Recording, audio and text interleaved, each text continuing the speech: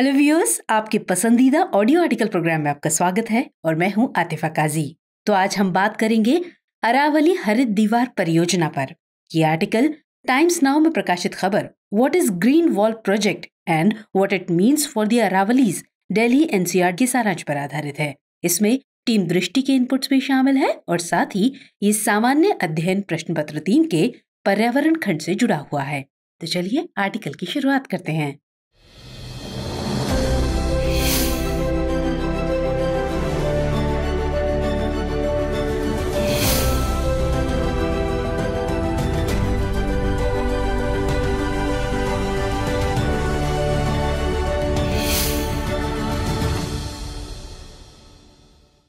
बीते दिनों केंद्रीय पर्यावरण, वन और जलवायु परिवर्तन मंत्री भूपेंद्र यादव ने हरियाणा के टिकली गांव से केंद्र सरकार की महत्वाकांक्षी अरावली हरित दीवार परियोजना का अनावरण किया। देश में मरुस्थलीकरण के विस्तार को रोकने के लिए चलाई गई ये अब तक की सबसे बड़ी परियोजना है। हालांकि इस तरह की परियोजना चीन और अफ्रीका में ग्रेट ग्रीन वॉल प्रोजेक्ट के रूप में पहले से ही चलाई जा रही है, लेकिन भारत में इस तरह का ये एक नया पारिस्थितिक पुनर्बहाली प्रयोग है जिसमें एक वृहद बंजर क्षेत्र को हरित बनाने की पहल की जा रही है। वास्तव में ये परियोजना भूमि क्षरण और मरुस्थलीकरण के विस्तार को रोकने के लिए देश भर में हरित गलियारा बनाने की केंद्र सरकार की कोशिशों का हिस्सा है। इस परियोजना का मुख्य उद्देश्य अरावली से संबद्ध 1400 किलोमीटर लंबे और 5 किलोमीटर चौड़ाई वाले क्षेत्र को हरा भरा बनाना है। ये लंबे समय तक चलने वाली एक चुनौतीपूर्ण परियोजना है जिसके तहत मरुस्थलीकरण को रोकने और वनीकरण को बढ़ावा देने के सतत प्रयास किए जाएंगे। हरियाली की दीवार का विकास जलवायु परिवर्तन के खिलाफ एक महत्वपूर्ण हथियार साबित हो सकता है। ये परियोजना न केवल वनीकरण बल्कि जल निकायों की पुनर्बहाली के माध्यम से अरावली के हरित आवरण और जैव विविधता को भी समृद्ध करेगी। साथ ही संबद्ध क्षेत्रों की आर्थिक, सामाजिक और पर्यावरणीय स्थिति को भी सुदृढ़ करेगी।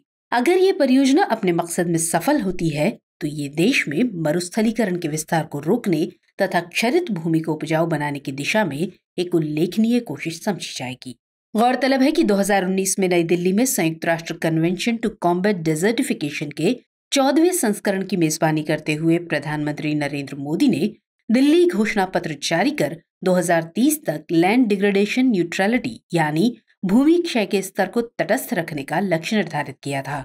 वर्ष 2021 के 14 जून को संयुक्त राष्ट्र के मरुस्थलीकरण, भूमि क्षरण और सूखे पर उच्च स्तरीय संवाद को संबोधित करते हुए प्रधानमंत्री नरेंद्र मोदी ने कहा था, मानव गतिविधि के कारण भूमि को होने वाले नुकसान को दूर करना मानव जाति की सामूहिक जिम्मेदारी है और आने वाली पीढ़ियों के लिए एक स्वस्थ ग्रह छोड़ना हमारा पवित्र कर्तव्य है। भारत भूमि क्षरण तटस्थता की अपनी राष्ट्रीय प्रतिबद्धता को प्राप्त करने की राह पर अग्रसर है। भारत ने 2030 तक 2.6 करोड़ हेक्टेयर बंजर भूमि को बहाल करने का लक्ष्य निर्धारित किया है और इस लक्ष्य को हासिल करने का अर्थ वातावरण से 2.5 से 3 अरब टन कार्बन डाइऑक्साइड को अवशोषित करने में योगदान देना भी है। और अरावली क्षेत्र की बंजर भूमि की पुनर्बहाली उसी लक्ष्य को हासिल करने की दिशा में एक सार्थक कोशिश मानी जा रही है। आइए अब समझते हैं कि हरियाली की दीवार के क्या फायदे होंगे। तो असल में अरावली दुनिया का सबसे पुराना वलित पर्वत है जो गुजरात, राजस्थान, हरियाणा और दिल्ली से होकर गुजरती है।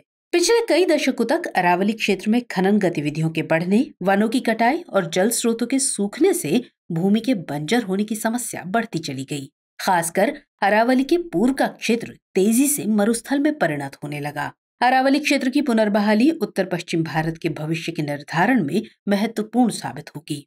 कठोर पर्यावरणीय स्थिति में जीवन गुजारने को अभिशप्त यहाँ के लोग खुशहाल जीवन व्यतीत कर पाएंगे। अरावली पर्वत को शोषण से बचाने की ये मुहिम इसलिए भी अहम है कि इस परियोजना के जरिए गुजरात के पोरबंदर से लेकर हरियाणा के पानीपत तक को हरियाली के माध्यम से जोड़ा जाएगा। वास्तव में इन क्षेत्रों में हरित दीवार का निर्माण एक बड़ा पारिस्थितिकीय निवेश है जिससे कई पीढ़ियां लाभान्वित होंगी। इस परियोजना का मकसद अरावली क्षेत्र को पारिस्थितिकीय रूप से सेहतमंद बनाना और जैव विविधता को समृद्ध कर भूमि निम्नीकरण, मरुस्थलीकरण और धूल भरी आंधियों से सुरक्षा प्रदान करना है। इस क्षेत्र में पौधरोपण से भविष्य में जंगल विकसित होंगे और जंगलों के विकास से इस क्षेत्र के पर्यावरण को नया जीवन मिलेगा। पौधरोपण से मृदा की उपजाऊ शक्ति बढ़ेगी जिससे पेड़ पौधों को पोषण और जीवन मिलेगा। जंगल के विकास से मृदा अपरदन और भूस्खलन जैसी आपदाओं को रोका जा सकेगा। साथ ही घने जंगल विभिन्न जीवों और वानस्पतिक विविधता के केंद्र होंगे। इसके अलावा हरियाली की इस पट्टी का वर्षा कराने और भूजल स्तर में वृद्धि में भी अहम योगदान रहेगा। परियोजना के तहत इस क्षेत्र की जलराशियों जैसे नदियों, तालाबों और झीलों का कायाकल्प किया जाएगा, जिससे कृषि को बढ़ावा मिलेगा तथा सतही और भूमिगत जल की उपलब्धता की समस्या खत्म होगी।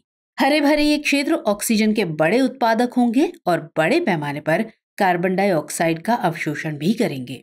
हरित दीवार पर्यावरण संरक्षण का दायित्व निभाने के साथ साथ पर्यटकों को लुभाने में भी सफल होगी। इसके विकास के क्रम में रोजगार के अनगिनत अवसर सृजित होंगे, जिससे स्थानीय लोगों में आत्मनिर्भरता का विकास होगा। ऐसे समय में जब भारत सहित दुनिया के अनेक देश मरुस्थलीकरण की मार झेल रहे हैं, तब ये पहल पारिस्थितिक संतुलन की दिशा में एक उल्लेखनीय उदाहरण प्रस्तुत कर रही है। दरअसल मरुस्थलीकरण के कारण देशों को सामाजिक और आर्थिक चुनौतियों का सामना करना पड़ता है। दुनिया भर में भूमि निम्नीकरण एक गंभीर समस्या बन चुकी है। सतत आर्थिक विकास के लिए मरुस्थलीकरण के विस्तार को रोकना जरूरी है। इस बाबत संयुक्त राष्ट्र ने 2030 तक भूमि क्षरण रोकने का संकल्प लिया है। हालांकि मरुस्थलीकरण के विस्तार को रोकना एक कठिन चुनौती है। अब ऐसे में सवाल है कि क्या मरुस्थलीकरण को रोकने की राह में कोई चुनौतियां भी हैं? तो एक नियमित प्रक्रिया के तहत भूमि की उर्वरा शक्ति के निरंतर क्षीण होने की क्रिया को मरुस्थलीकरण या निर्जनीकरण कहा जाता है। उपजाऊ भूमि का बंजर भूमि में परिणत होना एक गहरी पर्यावरणीय, सामाजिक और आर्थिक समस्या है। आमतौर पर वनों की कटाई, अनियंत्रित कृषि, खनन, अति पशुचारण, खेतों में रासायनिक उर्वरकों और कीटनाशकों का बेतहाशा उपयोग, सिंचाई के गलत तरीकों का प्रयोग, फसल चक्र की अनदेखी, भूजल का अत्यधिक दोहन, सूखा तथा भूमि प्रदूषण के साथ साथ औद्योगिकरण और नगरीकरण की प्रक्रिया जमीन को बंजर में तब्दील करती है। ये समस्या कई बार स्थायी रूप लेकर किसी प्रदेश की अर्थव्यवस्था और समाज को गहरे तौर पर प्रभावित करती है। एक आंकड़े के मुताबिक भारत में 1/3 भूमि क्षरण की शिकार है। इससे भारत के सकल घरेलू उत्पाद को हर साल 2.5% का नुकसान होता है। दरअसल भूमि एक महत्वपूर्ण और बहुमूल्य संसाधन है। ये पृथ्वी के महज 1/3 हिस्से को समेटे हुए है, लेकिन कृषि, वानिकी, खनन, उद्योग, अधिवास और जीवन निर्वाह से लेकर अस्तित्व की लगभग हर एक डोर जमीन से जुड़ी होती है। हालांकि बढ़ती जनसंख्या तथा उनकी मांगों की पूर्ति के कारण भूमि पर दबाव बढ़ने से उसकी गुणवत्ता निरंतर घटती जा रही है। कृषि योग्य भूमि का रकबा दिन ब दिन घटने तथा उपजाऊ और कृषिगत भूमि पर कंक्रीट के जंगल बसाए जाने से भूमि के बंजर होने की समस्या लगातार बढ़ती जा रही है। संयुक्त राष्ट्र के मुताबिक दुनिया में हर साल 24 अरब टन उपजाऊ मिट्टी बंजर हो जाती है। ऐसे में भूमि क्षरण अपने आप में एक बड़ी पर्यावरणीय समस्या तो है ही, बल्कि ये कई अन्य आर्थिक और सामाजिक समस्याओं की जन्मदाता भी है। संयुक्त राष्ट्र के मुताबिक भूमि क्षरण के कारण अनाजोत्पादन के प्रभावित होने से खाद्य कीमतों में सामान्यतः 30% की बढ़ोतरी हो जाती है और अगर हालात नहीं सुधरे तो 2050 तक फसल उत्पादन में 10% तक की गिरावट आ सकती है, जो कुछ इलाकों में 50% तक पहुंच सकती है। भूमि की गुणवत्ता खराब होने से खाद्य सुरक्षा के संकट के साथ साथ विस्थापन, भुखमरी और जलवायु परिवर्तन जैसी अनुगामी समस्याएं भी जन्म लेती हैं। तो ऐसे में भूमि पर दबाव कम करने के लिए सतत पोषण विकास पर जोर देना होगा। भूमि की गुणवत्ता बहाल करने से जलवायु संकट के विरुद्ध लड़ाई आसान हो सकती है। भूमि के क्षरण को रोकने और क्षरित भूमि के उपजाऊपन को बहाल करने के लिए संगठित रूप से प्रयास करने होंगे। भूमि क्षरण को रोकने के लिए प्रकृति के साथ निकटता का संबंध स्थापित करना होगा और ऐसी मानवीय गतिविधियों पर लगाम लगानी होगी जो भूमि के साथ साथ पर्यावरण को नुकसान पहुंचाने का काम करती हैं। और इस दिशा में हरित दीवार का निर्माण मील का पत्थर साबित हो सकता है। अब ऐसे में ये जानना जरूरी होगा कि हरियाली की दीवार के विकास में क्या चुनौतियां हैं। तो संयुक्त राष्ट्र के अनुसार एक हरित दीवार पृथ्वी की एक बड़ी जीवित संरचना होती है। एक परियोजना के तौर पर हरित दीवार की परिकल्पना सकारात्मक दिखाई देती है, लेकिन एक वृहद परियोजना के कारण इसकी सफलता की राह में बाधाएं भी कम नहीं हैं। इस दिशा में पहली बड़ी चुनौती कार्यान्वयन से जुड़ी है।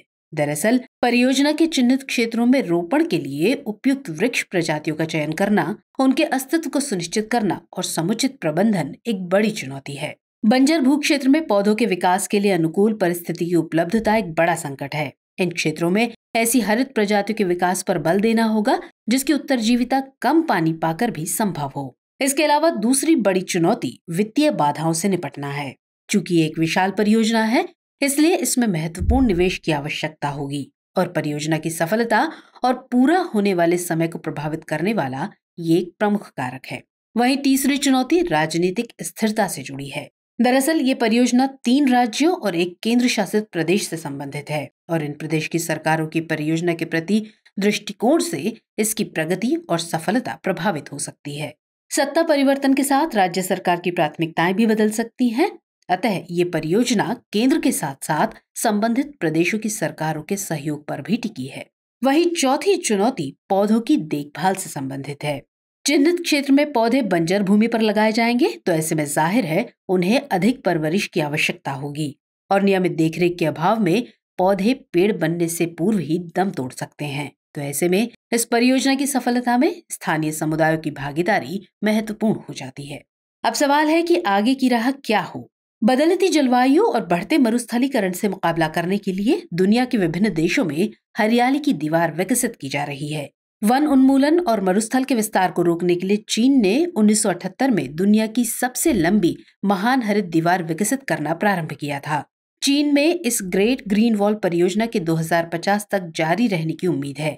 इसका उद्देश्य 8.8 करोड़ एकड़ भूभाग पर जंगल विकसित करना है। चीन की सरकार कई प्रमुख वनीकरण परियोजनाओं को अनुदान भी देती है, जिसके परिणाम स्वरूप वहां सबसे बड़ी वृक्षारोपण परियोजना को धरातल पर उतारा गया है।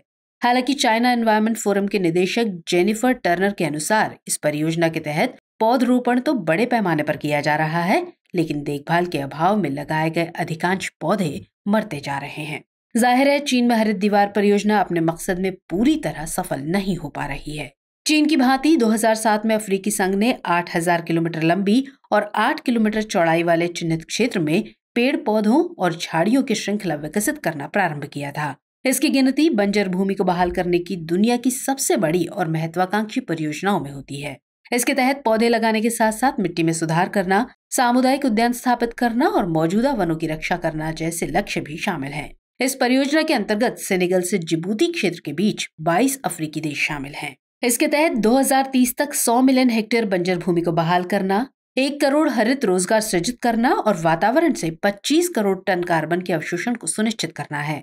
चीन की तरह इसका उद्देश्य भी भूमि निम्नीकरण को रोकना, जलवायु में सुधार और सतत विकास के लक्ष्य को हासिल करना है। हालांकि एक रिपोर्ट बताती है कि इस परियोजना की प्रगति सुस्त है। अपर्याप्त धन, निरीक्षण की कमी और अनुचित रूप से धन आवंटित किए जाने से परियोजना उल्लेखनीय रूप से आगे नहीं बढ़ रही है।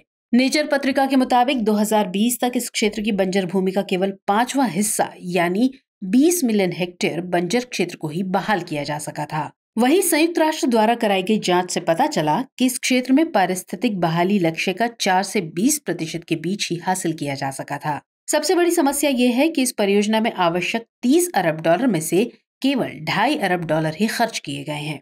ऐसे में चीन और अफ्रीका में हरित दीवार निर्माण से जुड़ी चुनौतियों को देखकर अरावली में हरित दीवार निर्माण और सफलता के बारे में सरकार को गंभीरता पूर्वक सोचना होगा, जिससे ये परियोजना लक्ष्य हासिल करने से पूर्व ही पटरी से न उतर जाए।